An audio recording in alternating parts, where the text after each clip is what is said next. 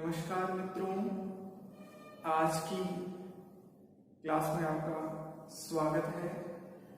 आज की क्लास में हम चर्चा करने जा रहे हैं हमारे राजनीति विज्ञान के प्रथम दार्शनिक और राजनीतिक दर्शन के जनक प्लेटो के राजनीतिक सिद्धांतों के बारे में चर्चा करने हम आज जा रहे हैं। और प्लेटो के राजनीतिक सिद्धांतों की इस श्रृंखला में आज हम सर्वप्रथम अध्ययन करेंगे प्लेटो के न्याय सिद्धांत की। देखिएगा, प्लेटो ने सर्वप्रथम राजनीति विज्ञान के लिए विभिन्न प्रकार की अवधारणाएं दी, जैसे न्याय सिद्धांत, शिक्षा सिद्धांत, आदर्श राज्य, दार्शनिक राजा, उप आदर्श राज्य। तो इस प्रकार राजनीति विज्ञान के अंदर विभिन्न प्रकार के सिद्धांतों का आविर्भाव करने का श्रेय हम राजनीति विज्ञान के प्रथम दार्शनिक प्लेटो को देते हैं, क्योंकि सर्वप्रथम इन सिद्धांतों को असली जामा प्लेटो के द्वारा पहनाया गया। तो आज की क्लास में हम चर्चा करने जा रहे हैं प्लेटो का न्याय सिद्धांत। देखिएगा, प्लेटो ने अपना न्याय सिद्धांत अपनी सर्वश्रेष्ठ पुस्तक रिपब्लिक में लिखा है।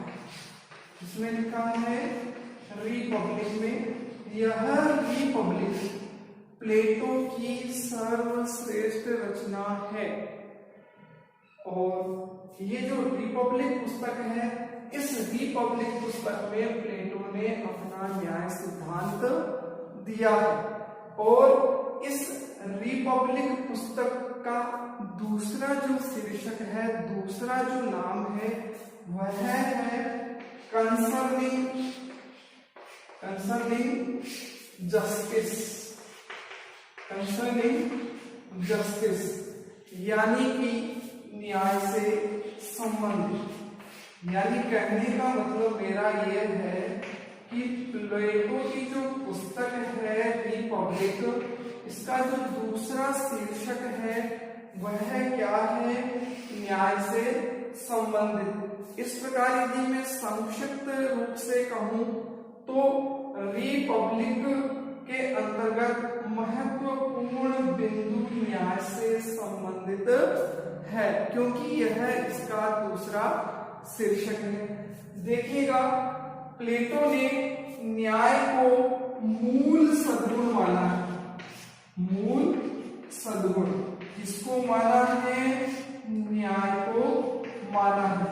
और प्लेटो के जितने भी राजनीतिक जो सिद्धांत है, उसका मूल यह न्याय सिद्धांत है। देखिएगा, जब हम आगे पढ़ेंगे तो प्लेटो ने एक आदर्श राज्य की परिकल्पना की, और उस आदर्श राज्य की नींव में न्याय सिद्धांत है। और उस आदर्श राज्य की बागडोर एक दार्शनिक राजा के हाथ में प्लेटो ने दी है।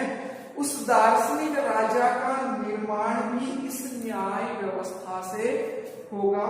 तो इस प्रकार कहा जा सकता है, प्लेटो के जो सिद्धांत है उसमें महत्वपूर्ण सिद्धांत न्याय का सिद्धांत है। देखिएगा,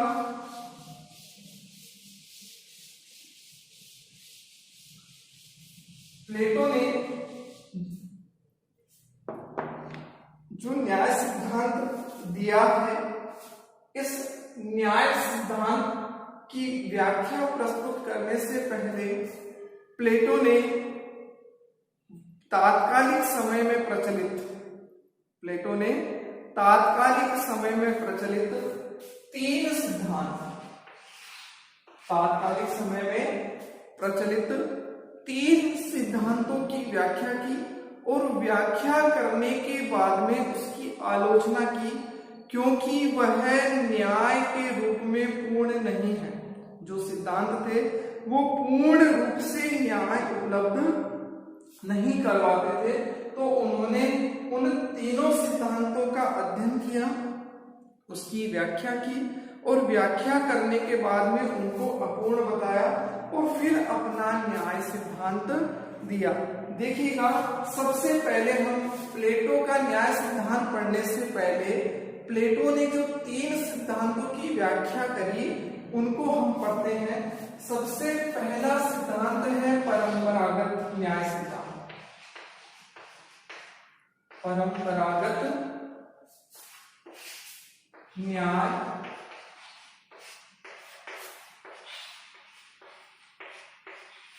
सिद्धांत।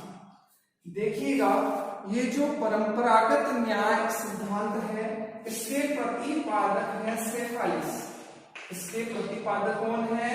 सेफालिस। और इनके पुत्र हैं पोलीमार्कस। इनके पुत्र कौन है? पोलीमार्कस। ठीक है, इन दोनों के अनुसार सबसे पहले मैं बात करूं सेफालिस की। सेफालिस के अनुसार न्याय क्या है? सेफालिस कहता है अपना ऋण चुकाना, अपना ऋण चुकाना और सत्य बोलना, और सत्य बोलना। पोलीमार्कस के अनुसार न्याय क्या है? सत्य बोलना और अपना ऋण चुकाना। इनके सेफालिस के पुत्र हैं पोलीमार्कस। उनके अनुसार न्याय क्या है? पोलीमार्कस ये कहते हैं जो जिस व्यवहार के लायक है उसके साथ वैसा व्यवहार किया जाए। यानी मैं संक्षिप्त में कहूं जैसे को तैसा। जैसे और मैं दूसरे शब्दों का प्रयोग करूं तो मित्र के साथ मित्रवत व्यवहार, मित्र के साथ मित्रवत व्यवहार और शत्रु के साथ शत्रुवत व्यवहार करना, शत्रुवत व्यवहार करना यह न्याय है। इस प्रकार हमने देखा परंपरागत न्याय सिद्धांत। देखिएगा ध्यान से दोबारा से, इनके प्रतिपादक हैं सेफालिस व उनके पुत्र पोलीमार्कस। इनके अनुसार न्याय क्या है? सेफालिस कहते हैं सत्य बोलना और अपना ऋण चुकाना ही न्याय है। ठीक है। पोलीमार्कस क्या कहते हैं? जो जिस व्यवहार के लायक है उसके साथ वैसा व्यवहार करना ही न्याय है। यानी मित्र के साथ मित्रवत व्यवहार, शत्रु के साथ शत्रुवत व्यवहार करना ही न्याय है। ठीक है। अब इसके बाद में हम आगे बढ़ते हैं न्याय के दूसरे सिद्धांत के बारे में जिसकी व्याख्या प्लेटो ने की। ठीक है। दूसरा सिद्धांत है, इसको उग्रवादी सिद्धांत भी कहते हैं। इसको उग्रवादी सिद्धांत भी कहते हैं और न्याय का क्रांतिकारी सिद्धांत भी इसको कहते हैं। न्याय का क्रांतिकारी सिद्धांत भी इसको कहते हैं। इसके प्रतिपादक हैं थ्रेसीमेटस।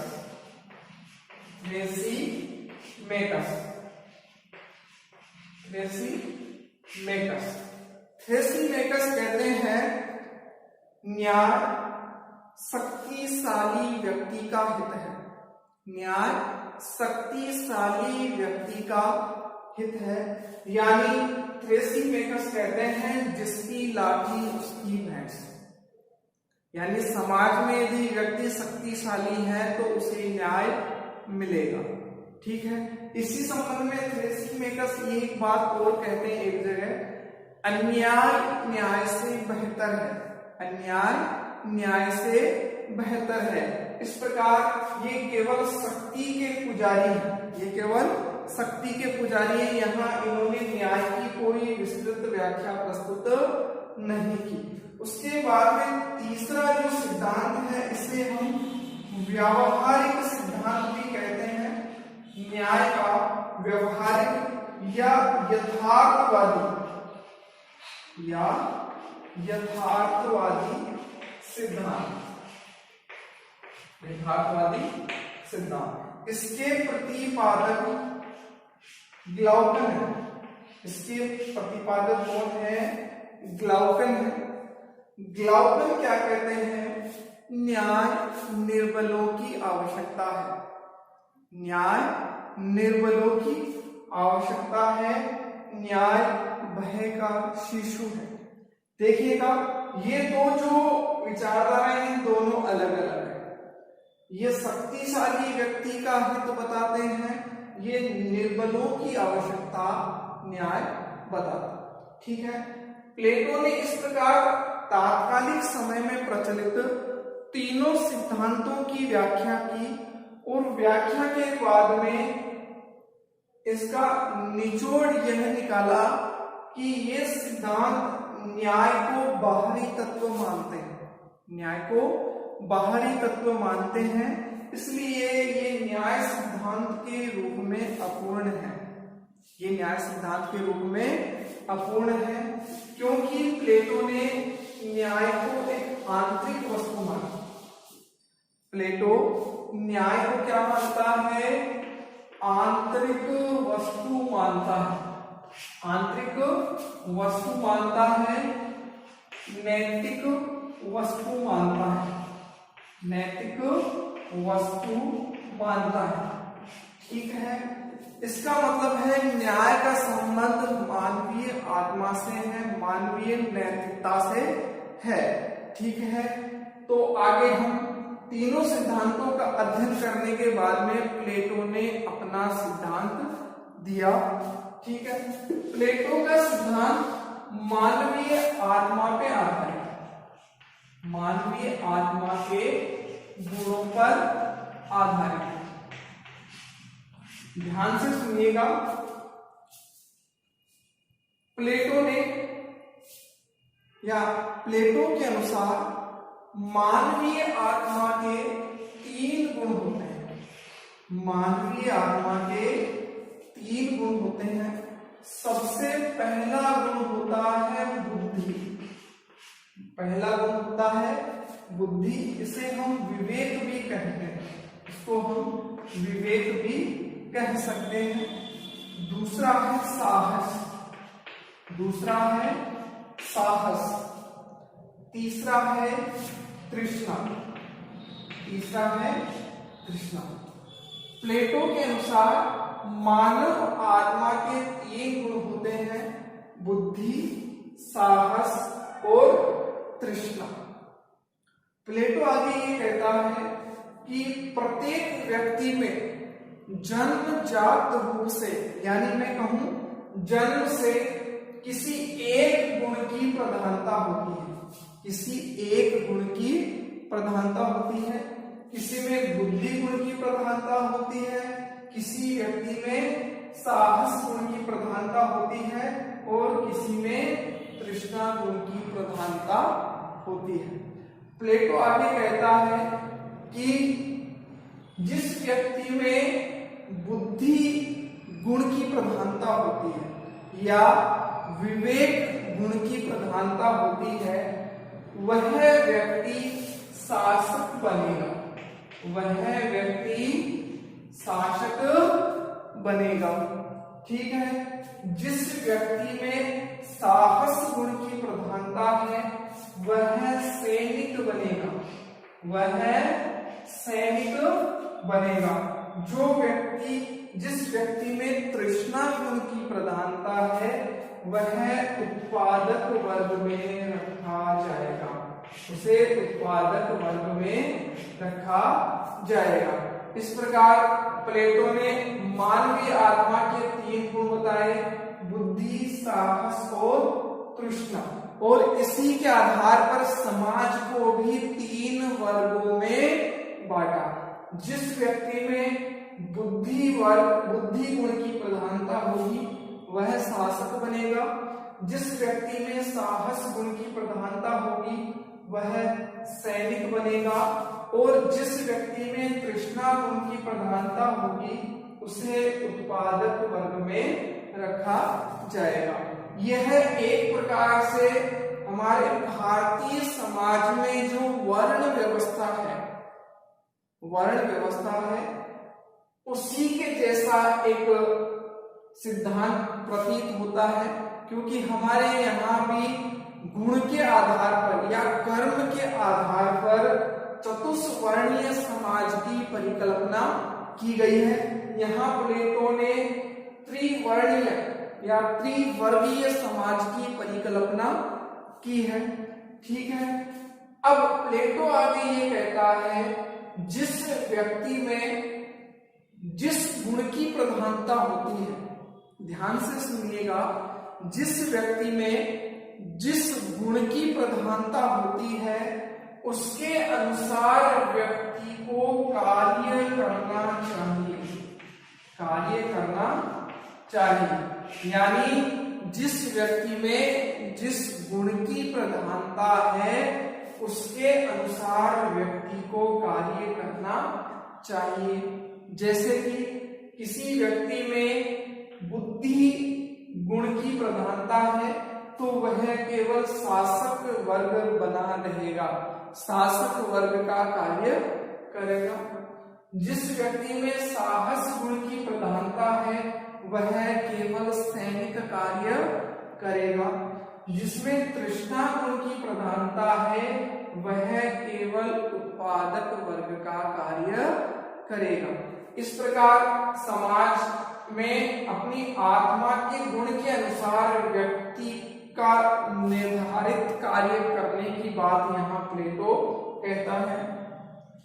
प्लेटो के अनुसार न्याय वह है कि प्रत्येक व्यक्ति अपनी आत्मा के गुण के अनुसार, अपनी आत्मा के गुण के अनुसार या गुण की प्रधानता के अनुसार जो कार्य उसको मिलता है वह कार्य करे। यानी आप अपनी आत्मा के गुण के अनुसार जो कार्य उसको मिला है उस कार्य को वह करे और दूसरे के कार्य में हस्तक्षेप नहीं करे। यही प्लेटो के अनुसार न्याय है।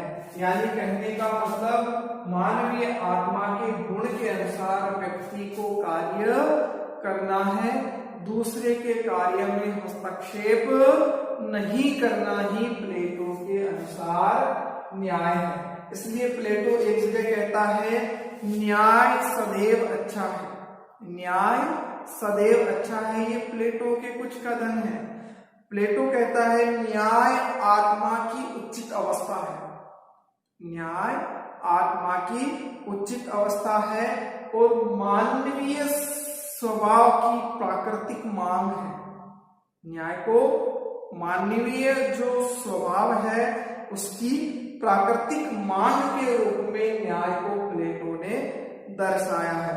इस प्रकार प्रकृति द्वारा दिए गए गुण के अनुसार व्यक्ति को कार्य करना है, दूसरे के कार्य में हस्तक्षेप नहीं करना ही प्लेटो के अनुसार क्या है, न्याय है।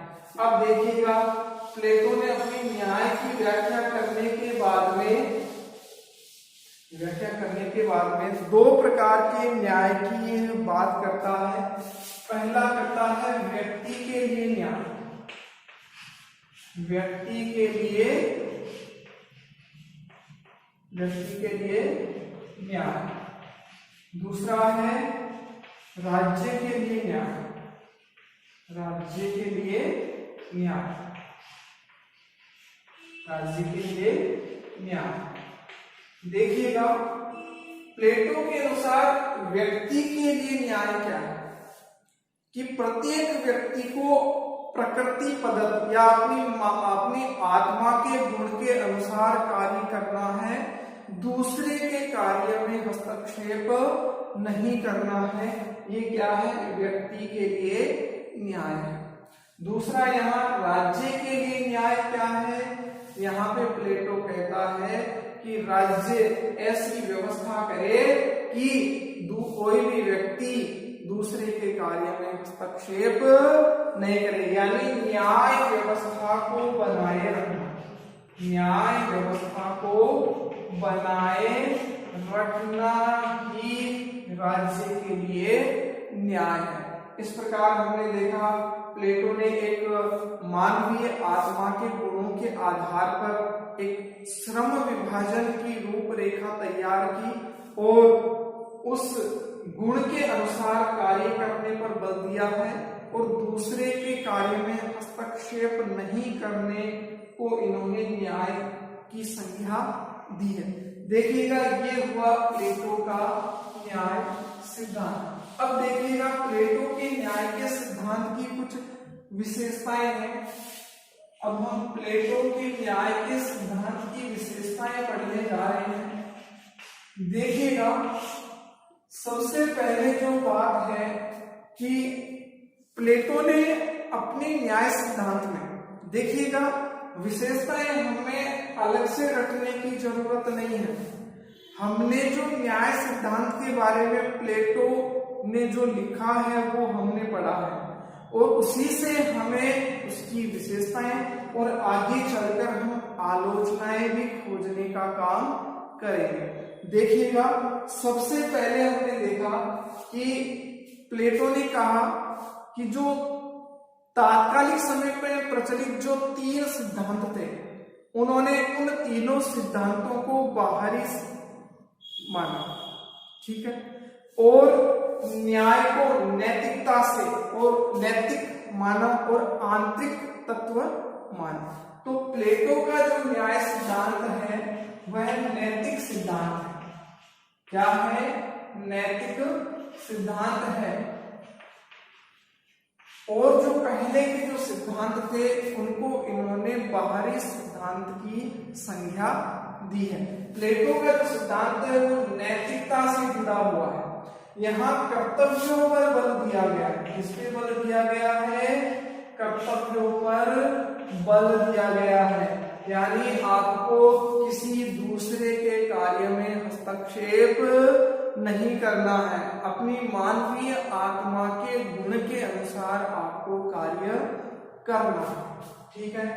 दूसरी विशेषता है प्लेटो का जो न्याय सिद्धांत है यह एक मनोवैज्ञानिक सिद्धांत है। ये क्या है? मनोवैज्ञानिक सिद्धांत है। मनोवैज्ञानिक सिद्धांत है। कैसे भैया? देखिएगा, ध्यान से सुनिएगा कि हमने देखा प्लेटो ने मानवीय आत्मा के 3 गुण बताए। किसकी? मानवीय आत्मा। कौन से? बुद्धि, साहस और तृष्णा। यहाँ पे मानवीय आत्मा की बात है और मानवीय आत्मा के गुणों के अनुसार व्यक्ति को कार्य करने की सलाह यहाँ पे दी गई है। तो मानवीय आत्मा का अध्ययन कहाँ किया जाता है? मानवीय आत्मा का अध्ययन किया जाता है मनोविज्ञान में। इस प्रकार प्लेटो का जो न्याय सिद्धांत है वह एक मनोवैज्ञानिक सिद्धांत। तीसरा देखिएगा, इसमें हमने एक जगह देखा कार्य विशिष्टता का सिद्धांत। कार्य विशिष्टता का सिद्धांत या विशेषीकरण का सिद्धांत भी हम इसे कह सकते हैं, ठीक है। देखिएगा प्लेटो ने कहा है कि प्रत्येक व्यक्ति अपनी आत्मा के गुण के अनुसार कार्य करेगा। देखिएगा जब व्यक्ति अपनी आत्मा के गुण के अनुसार कार्य करेगा तो एक जाहिर सी बात है वह अपने कार्य में क्या होगा? दक्ष होगा। अपने कौशल में क्या होगा? वह दक्ष होगा, क्योंकि वह जो कार्य कर रहा है वह अपनी स्वाभाविक प्रवृत्तियों के अनुसार कर रहा है।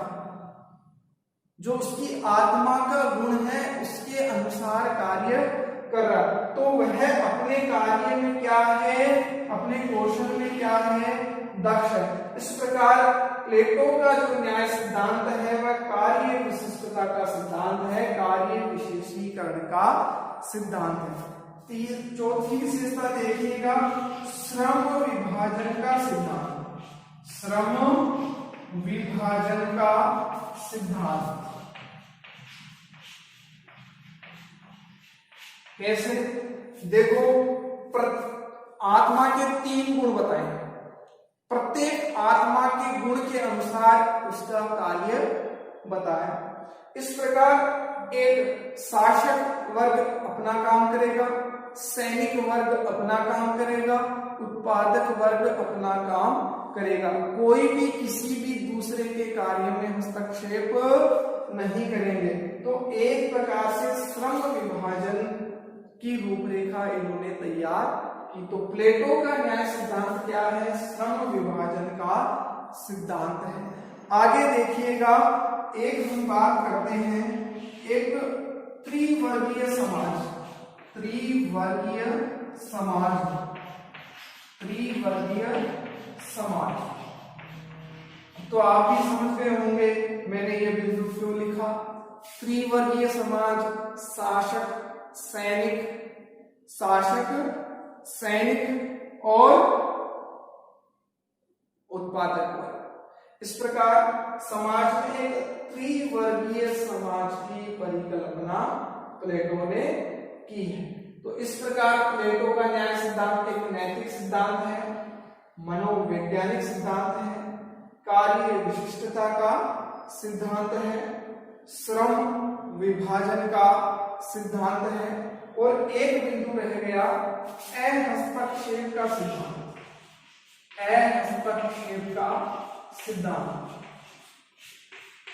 अहस्तक्षेप का सिद्धांत। यानी प्रत्येक वर्ग को अपनी आत्मा के गुण के अनुसार कार्य करना है, किसी दूसरे के कार्य में हस्तक्षेप नहीं करना है। तो इस प्रकार प्लेटो का न्याय सिद्धांत क्या है? हस्तक्षेप का सिद्धांत है। ठीक है, ये इसकी विशेषताएं हो गई। एक बार आप इनको लिख लीजिएगा, 1 मिनट का समय है, आप इसे लिख लीजिएगा।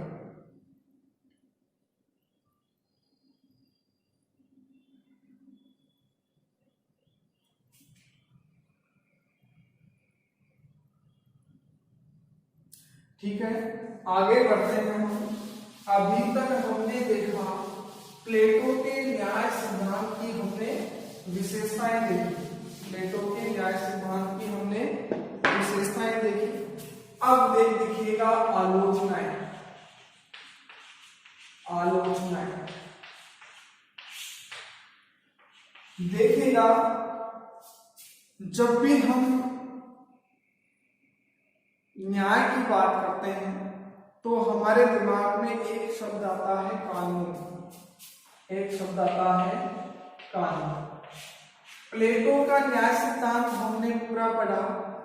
प्लेटो के न्याय सिद्धांत में कहीं भी कानून शब्द का उल्लेख नहीं आया।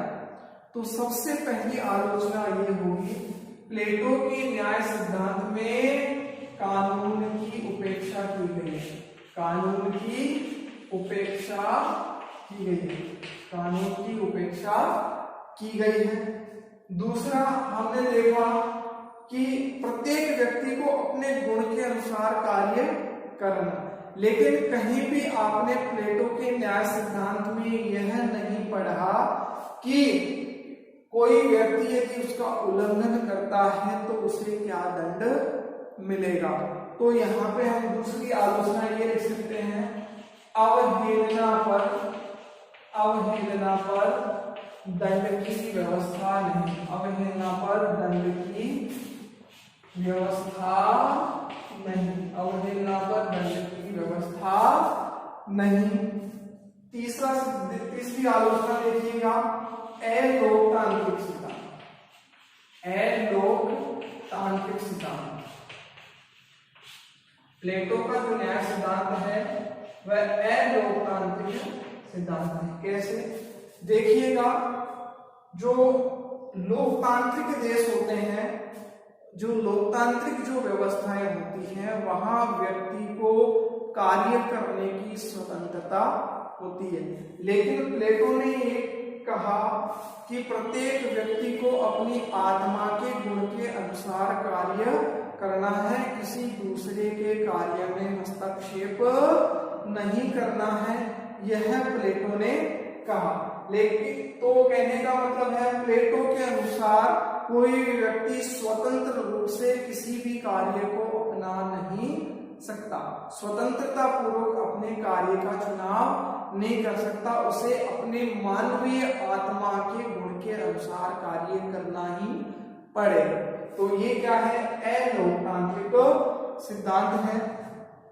चौथी आलोचना हुई सर्वांगीण विकास का अभाव, सर्वांगीण विकास का अभाव। देखिएगा फिर कोई थ्योरी आएगी कि प्लेटो के अनुसार प्रत्येक व्यक्ति को मानवीय आत्मा के गुण के अनुसार कार्य करना है, दूसरे के कार्य में हस्तक्षेप नहीं करना, केवल व्यक्ति को एक ही काम करना है, व्यक्ति को केवल एक ही काम करना है, दूसरे काम उसको सीखना नहीं है। जब व्यक्ति विविध गतिविधियां करता है तब उसका सर्वांगीण विकास होता है। व्यक्ति एक ही एक कार्य करेगा तो उससे उसका सर्वांगीण विकास नहीं होगा। नेक्स्ट प्रश्न देखें, वर्तमान समय में अप्रासंगिक, वर्तमान समय में अप्रासंगिक।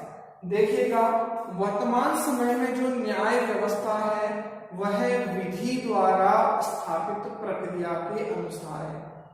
वर्तमान समय में क्या है, न्याय मतलब विधि द्वारा स्थापित प्रक्रिया, ठीक है। यदि विधि द्वारा स्थापित प्रक्रिया का कोई उल्लंघन करता है तो वह न्याय के अनुसार या विधि के अनुसार दंडनीय होता है। तो ऐसी शब्दावली का प्रयोग प्लेटो के न्याय सिद्धांत में कहीं भी नहीं है। नेक्स्ट देखिएगा, नेक्स्ट आलोचना ये है अवैज्ञानिक सिद्धांत। प्लेटो का न्याय सिद्धांत क्या है, अवैज्ञानिक सिद्धांत है, ठीक है। कैसे है, देखो कि प्रत्येक व्यक्ति में एक गुण की प्रधानता होगी, विवेक, साहस, तृष्णा, लेकिन किस गुण की प्रधानता है इसकी जानकारी कैसे हो, किस व्यक्ति में कौन सा गुण प्रभावी है, किस व्यक्ति में कौन सा गुण कमजोर है, इसका कोई वैज्ञानिक आधार नहीं है, कोई तार्किक आधार नहीं है कि ये विवेक संपन्न है, ये साहस संपन्न है, ये तृष्णा संपन्न है। तो कोई वैज्ञानिक आधार नहीं होने के कारण प्लेटो का न्याय सिद्धांत क्या है, अवैज्ञानिक सिद्धांत है। इस प्रकार हमने प्लेटो का न्याय सिद्धांत की आलोचनाएं देखिएगा, फिर से रिवाइज करता हूं। सबसे पहले प्लेटो ने तात्कालिक समय में प्रचलित न्याय सिद्धांतों की व्याख्या की। 3 सिद्धांत थे जिसमें हमने देखा परंपरागत न्याय का सिद्धांत, दूसरा उग्रवादी न्याय का सिद्धांत और तीसरा व्यवहारिक न्याय सिद्धांत।